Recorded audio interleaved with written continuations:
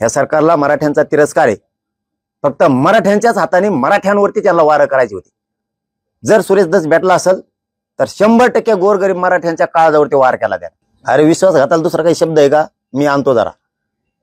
विश्वासघात माणसाला गोड बोलून नेऊन कधीच फसवू नये। समोर सांगावं मी तो तोंडात हाणणार आहे। गोड बोलून नेऊन फसवणं म्हणजे खूप मोठा दगा झाला। आम्हाला वाटलंच नव्हतं सुरेश धसीत अण्णा तो इतक्या लवकर गुडघे टिकीन। या अण्णा सगळे असलेच का काय? स्वतः सुरेश धसांनी स्पष्टीकरण दिलं। पारिवारिकला चुलते पुतणे काय होते?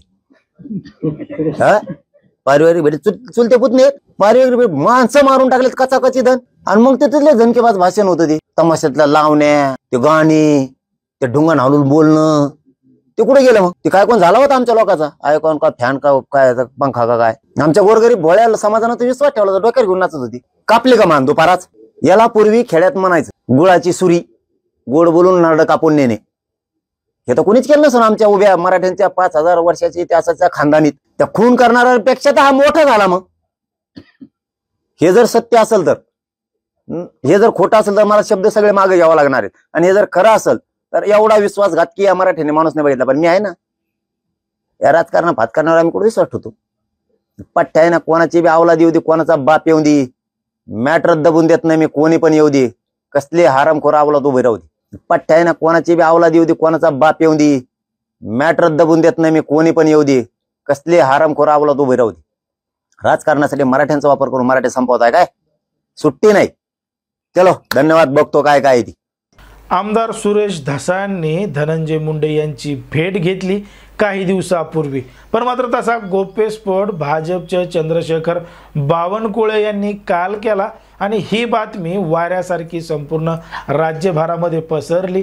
आता सुरेश धसांनी धनंजय मुंडे यांची भेट घेतली त्यामुळे ही बातमी पसरली, कारण की धनंजय मुंडेंना वाल्मिक कराड यांना जोरदार विरोध सुरेश धसांनीच केलेला होता। आकांचा आका, आकांचा आका असा उल्लेख सुद्धा सुरेश धसांनी वारंवार केलेला होता। आणि हे चित्र आपण मागच्या काही काळामध्ये मोठ्या प्रमाणात बघितलेलं होतं। कारण होतं संतोष देशमुख यांच्या हत्ये प्रकरणातलं। संतोष देशमुख यांच्या हत्येप्रकरणी जे मारेकरी आहेत यांच्यावर कठोरातली कठोर शिक्षा व्हायला पाहिजे, त्यांना फाशी व्हायला पाहिजे, ही मागणी सुरेश धसांनी लावून धरली। अनेक ठिकाणी मोर्चे काढले, त्या मोर्चेसुद्धा मध्ये सुरेश धस हे आक्रमक झालेले आपल्याला पाहायला मिळाले। सुरेश धसांबरोबरच मनोज जरांगे पाटील सुद्धा या मोर्चांमध्ये आणि देशमुख कुटुंबियासोबत सहभागी झालेले होते। आणि संतोष देशमुख यांच्या मारेकऱ्यांना कठोरातली कठोर शिक्षा व्हायला पाहिजे अशी मागणी दोघांनी सुद्धा आणि समाजाने सुद्धा मोठ्या प्रमाणात केलेली होती। मग त्यांच्यावरच आरोप करत असताना त्यांचीच भेट घेतल्यामुळं सुरेश धस हे मोठ्या प्रमाणात अडचणीत सापडलेले आहेत आणि त्यांच्यावर जोरदार टीका सुद्धा होती। सुरेश धसांचं नेमकं काय चुकलं, कुठं चुकलं हेच आपल्याला सविस्तर या व्हिडिओमध्ये पाहायचं आहे। पण जर तुम्ही अजूनही आपलं चॅनल सबस्क्राईब केलं नसेल तर लगेच सबस्क्राईब करून घ्या आणि बाजूला असणाऱ्या बेल नोटिफिकेशनला सुद्धा ऑन करायला विसरू नका। जर आपण पाहिलं तर 9 डिसेंबर 2024 रोजी मस्साजोगचे सरपंच संतोष देशमुख यांची हत्या झाली आणि त्यांची हत्या करून काही आरोपी फरार झाले, पसार झाले। पण मात्र संतोष देशमुख यांच्या हत्याऱ्यांवर कठोरातली कठोर शिक्षा व्हायला पाहिजे, त्यांना फाशी मिळायला पाहिजे या मागण्यासाठी परभणी, छत्रपती संभाजीनगर, जालना, बीड यासह विविध जिल्ह्यामध्ये मोठमोठे मोर्चे निघाले आणि त्या मोर्चांमध्ये सुरेश धस, मनोज जरांगे आणि यांच्यासह इतर नेते मोठ्या प्रमाणात आक्रमक झालेले होते। आरोपींवर कारवाई झाल्याशिवाय मी मागे हटणार नाही यासह विविध बीड जिल्ह्यातले घोटाळे नेमके कोण करतंय, आकांचा आका कोण आहे, आका कशा पद्धतीनं काम करतोय हे उघड करण्याचं काम सुरेश धसांनी केलेलं होतं। मग टीव्हीवर, सोशल मीडियावर जिकडं तिकडं सुरेश धसांचीच हवा आपल्याला पाहायला मिळत होती आणि एकीकडं मनोज जरांगे पाटील हे त्यांच्या उपोषणाच्या तयारीला लागलेले होते। मग आता हे सगळं काही सुरळीतपणाने सुरू असताना, त्या मारेकऱ्यांवर कारवाई सुरू असताना सुरेश धसांनी नेमकी धनंजय मुंडे यांची भेट का घेतली? आता भेट घेतली आणि त्याची कोणाला ही माहिती दिली नाही। पण मात्र जेव्हा चंद्रशेखर बावनकुळे यांनी हा गोप्यस्फोट केला तेव्हा मात्र सुरेश धसांना त्याच्यावर प्रतिक्रिया द्यावी लागली। सुरेश धस नेमके काय म्हणाले बघा। मनोज दादा आमचं दैवत आहे, काही गडबडीत काही बोलले असतील मी त्यांच्याशी सुद्धा बोलून घेईल, बरं का. आता धनंजय मुंडे साहेब काय बोलतात ते त्यांना माहिती, बरं का. मला काही बोलायचं नाही, पण मी मात्र फक्त आणि फक्त त्यांची विचारपूस करायला गेलतो. विचारपूस करायला जाणं याच्यामध्ये गैर काय आहे असं नाही. मला माझं मत आहे की लोकांनी याच्यामध्ये गैरसमज बिलकुल करून घेऊ नये. मी काय म्हणलं, दादा आमचं दैवत आहे, त्यांचा काही गैरसमज झाला असेल, कारण क्विकली लगेच बातम्या पसरवतात. आणि माझं मत आहे की काल मी भेटायला गेलो याची सुद्धा बातमी कोणी केली.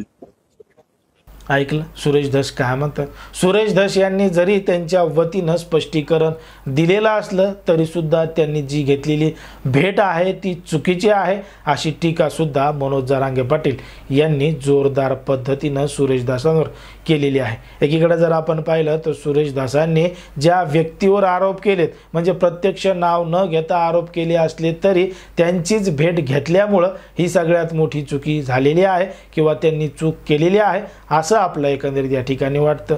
आणि ज्या पद्धतीनं काही दिवसापूर्वी जेव्हा चंद्रशेखर बावनकुळे यांनी धनंजय मुंडे आणि सुरेश धस यांची भेट घडून आणली होती, त्यावेळी जी काही चर्चा झाली त्यांनी माघार घेणार नाही किंवा मी माझ्या मुद्द्यावर ठाम राहणार आहे हे स्पष्टपणे सांगितलं. जेव्हा भेट घेतली, जेव्हा काही चर्चा झाली, तेव्हा त्यांनी समाजापुढं येऊन, कॅमेऱ्यापुढं येऊन आणि पत्रकार परिषद घेऊन जे काही बोलणं झालं ते थेटपणानं सांगितलं असतं तर कदाचित सुरेश धसांवर आज अशी नाराजी ओढून घेण्याची वेळ आली नसती. जर त्यांनी स्वतःहून भेट घेण्यापूर्वी किंवा भेट झाल्यानंतर स्वतःहून सगळं काही सांगितलं असतं तर.